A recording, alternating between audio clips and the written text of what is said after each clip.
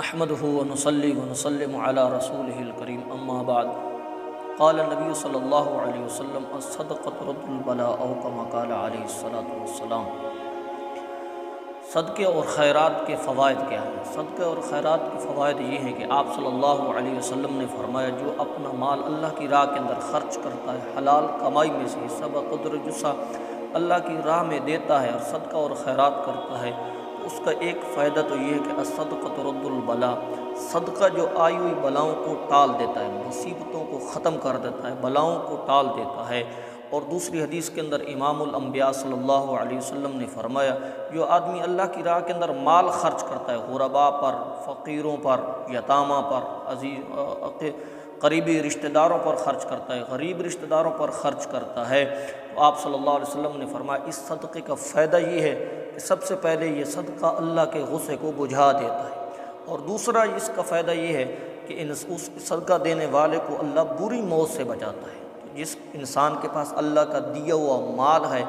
اور وہ فقراء اور یتامہ کو جانتا بھی ہے اور عزیز رشتہ داروں کے حالات کا بھی اس کو پتہ ہے کہ فلاں کے حالات کمزور ہیں، تو اس کو چاہیے کہ اپنے مال پر سانپ بن کر نہ بیٹھے،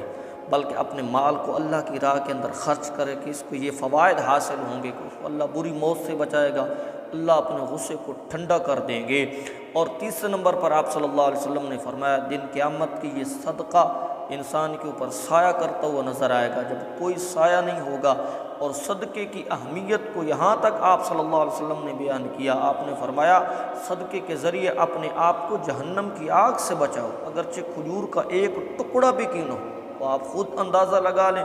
کہ کھجور کا ایک ٹکڑا کیا معنی رکھتا ہے آج کے اس کے گزرے دور کے اندر، لیکن اگر کسی کے پاس دینے کے لیے کچھ بھی نہیں ہے تو کم از کم 10 روپے اللہ کی راہ کے اندر صدقہ کر دے تو اس کے ذریعے بھی انسان جہنم کی آگ سے بچ سکتا ہے۔ اس لیے آپ صلی اللہ علیہ وسلم نے فرمایا جب کوئی کسی کو پیٹ بھر کر کھانا کھلاتا ہے تو اس صدقے اور کھانے کھلانے کی وجہ سے دن قیامت کے اللہ اس کو جنت کے میوے کھلائیں گے۔ اور جو کسی کی پیاس بجھاتا ہے، کسی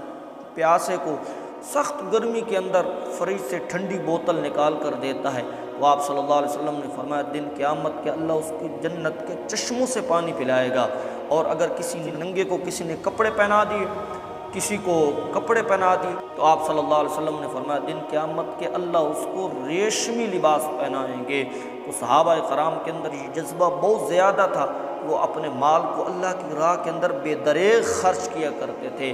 آج ہمارا المیہ یہ ہے مسلمانوں کہ ہم مال اکٹھا کر کے پھر بھی کنگلے نظر آ رہے ہیں، اور صحابہ کرام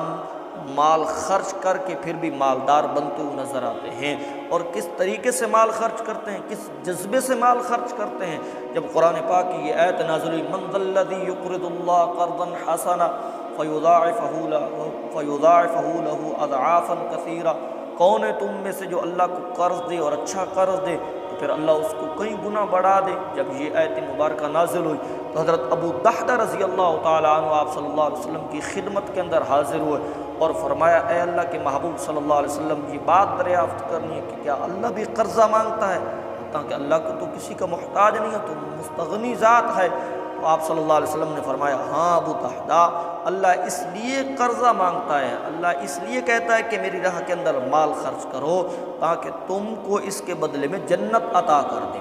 ابو دحدہ رضی اللہ تعالیٰ عنہ نے جب سنا تو فرمایا اے اللہ کے حبیب صلی اللہ علیہ وسلم اپنا ہاتھ آگے بڑھائیے۔ تو آپ صلی اللہ علیہ وسلم نے اپنا ہاتھ آگے بڑھایا تو ابو دحدہ نے یہ کہنا شروع کیا یا رسول اللہ صلی اللہ علیہ وسلم میرے 2 باغ ہیں، بہترین باغ ہیں، اس کے علاوہ میری ملک میں کوئی چیز بھی نہیں ہے، یا رسول اللہ وہ دونوں باغ میں اللہ کو بطور قرض دیتا ہوں۔ تو آپ صلی اللہ علیہ وسلم نے جب یہ سنا تو آپ نے فرمایا ایک باغ اپنے اہل و عیال کے معاش کے لیے رکھ لے اور دوسرا جو باغ ہے وہ اللہ کی راہ کے اندر خرچ کر دے۔ تو حضرت ابو دحدہ رضی اللہ تعالیٰ عنہ نے فرمایا یا رسول اللہ آپ گواہ رہیے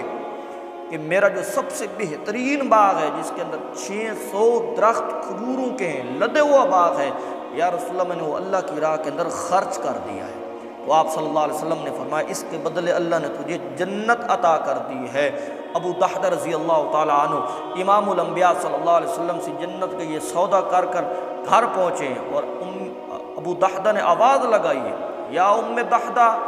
اے ام دحدہ۔ اس نے کہا خیر تو ہے ابو دحدہ، کیا بات ہے؟ کہا اس باغ اور اس گھر سے نکل آ، اس لیے کہ یہ باغ میں نے اللہ کو دے کر اللہ سے جنت کا سودا کر لیا ہے۔ تو ام دحدہ وہ بھی صحابی رسول تھی، کتنے پیارے انداز کے اندر اپنے خامد کی حوصلہ افزائی کرتے ہوئے کہتی ہے، ابو دحدہ تم نے بہت نفع کا سودا کیا ہے کہ دنیا کا باغ دے کر جنت کے باغ حاصل کر لیا ہے۔ اس کے بعد امام الانبیاء صلی اللہ علیہ وسلم نے فرمایا کہ رب العالمین نے ابو دحدہ رضی اللہ تعالیٰ عنہ کے لیے جنت کے اندر بے شمار کھجوروں سے لدے ہوئے باغ اور بہت وسیع و عریض محلات ابو دحدہ رضی اللہ تعالیٰ عنہ کے لیے اللہ نے تیار کر رکھے ہیں۔ تو ہمیں بھی چاہیے کہ اپنی حلال روزی سے حصہ بقدر جسہ روزانہ اس کا صدقہ کرنا چاہیے، اور غرباء اور مساکین کا خاص طور پر خیال رکھنا چاہیے۔ جس طرح اللہ نے مال دیا ہے تو مالداروں کو کہا ہے کہ تم خرچ کرو، اور جو غرباء لوگ ہیں ان کو مانگنے سے منع کیا ہے کہ تم کسی کے سامنے ہاتھ مت پھیلاؤ، اور مالداروں کو کہا گیا ہے کہ تم اللہ کی راہ کے اندر مال خرچ کرو۔ تم جب مال خرچ کرو گے تو تمہارا مال خرچ کرنے سے کم نہیں ہوگا، بلکہ رب کا وعدہ ہے من جاء بالحسنۃ فلہ عشر امثالھا، تم میری راہ کے اندر 1 درم خرچ کرو گے میں بڑھا کر 10 گنا تمہیں عطا کروں گا۔ تو ہمیں بھی چاہیے کہ اپنی حلال روزی میں سے صدقہ اور خیرات کا اہتمام کرنا چاہیے۔ وآخر دعوانا ان الحمد للہ رب العالمین۔